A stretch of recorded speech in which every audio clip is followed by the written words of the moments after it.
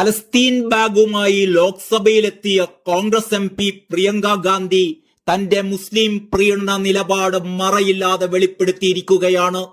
Palestine എന്നെഴുതിയ ബാഗാണ് കയ്യിൽ തൂക്കിയിരിക്കുന്നത്. പലസ്തീനിനോടുള്ള ഐക്യദാർഢ്യത്തിന്റെ അടയാളമായ തണ്ണിമത്തനും ബാഗിൽ കാണാം. കോൺഗ്രസ് നേതാവ് ഷമാ മുഹമ്മദാണ് ഈ ചിത്രം എക്സിൽ പോസ്റ്റ് ചെയ്തിരിക്കുന്നത്. ഇന്ദിരാഗാന്ധി പ്രധാനമന്ത്രിയായിരിക്കുമ്പോൾ പാകിസ്ഥാൻ സേനയെ പരാജയപ്പെടുത്തിയ വിജയ് ദിവസ് ദിനമായ ഇന്ന് ഹമാസ് പോലുള്ള ഒരു ഭീകര സംഘടനയെ പിന്തുണയ്ക്കുന്നത് ശരിയായില്ല എന്ന വിമർശനമുയരുകയാണ്. സ്ത്രീകളെ ബലാത്സംഗം ചെയ്തു കൊല്ലുന്ന, കുഞ്ഞുങ്ങളെ കഴുത്തറുത്തു കൊല്ലുന്ന ഹമാസ് എന്ന ഇസ്ലാമിക ഭീകര സംഘടനയെ പോരാളികൾ എന്ന് വിളിച്ചാഹ്ലാദിച്ചവരാണ് കേരളത്തിലെ പുരോഗമനവാദികളിൽ പലരും. പിന്നീട് ഹമാസിന് വേണ്ടി പലസ്തീനിയൻ ഐക്യദാർഢ്യ സമ്മേളനങ്ങൾ വരെ ഇവിടെ നടത്തി.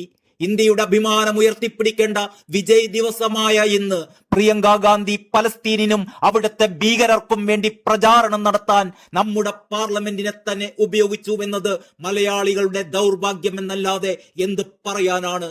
വയനാട്ടിൽ പ്രിയങ്കയെ ജയിപ്പിച്ചു വിട്ടത് പലസ്തീനിനും ഹമാസിനും വേണ്ടി പോരാടാനായിരുന്നു.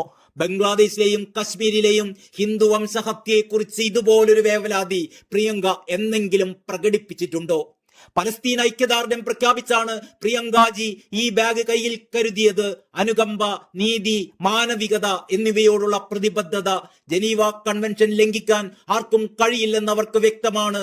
പ്രിയങ്കയുടെ ഈ പലസ്തീൻ ബാഗ് സഹിതമുള്ള ചിത്രത്തിനൊപ്പം ഷമാ മുഹമ്മദ് എക്സിൽ കുറിക്കുന്നത് ഇങ്ങനെയാണ്: പലസ്തീൻ വിഷയത്തിൽ ഇസ്രായേലിനെതിരെ ശക്തമായ നിലപാട് പലപ്പോഴായി പ്രിയങ്ക പങ്കുവച്ചിട്ടുണ്ട്.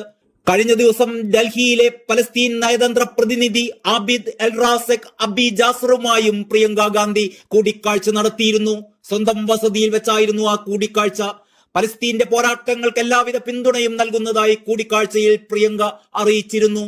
കൂടിക്കാഴ്ചയ്ക്ക് പിന്നാലെ ആബിദ് എൽ റാസെക് നൽകിയ ബാഗാണ് പ്രിയങ്ക കയ്യിൽ കരുതിയത് എന്നാണ് റിപ്പോർട്ട്. അതേസമയം പ്രിയങ്കയുടെ നടപടിയെ പരിഹസിച്ചുകൊണ്ട് BJP രംഗത്തെത്തി. പ്രിയങ്കയുടേത് പ്രീണന രാഷ്ട്രീയമാണ് എന്ന് BJP നേതാവ് സംബിത് പാത്ര പരിഹസിച്ചു. ഗാന്ധി കുടുംബത്തെ സംബന്ധിച്ചിടത്തോളം ഇതൊന്നും ഒട്ടും പുതിയതല്ല. നെഹ്റു മുതൽ പ്രിയങ്ക വരെയുള്ളവർ എന്നും പ്രീണനത്തിന്റെ ബാഗ് ചുമന്നവരാണ്.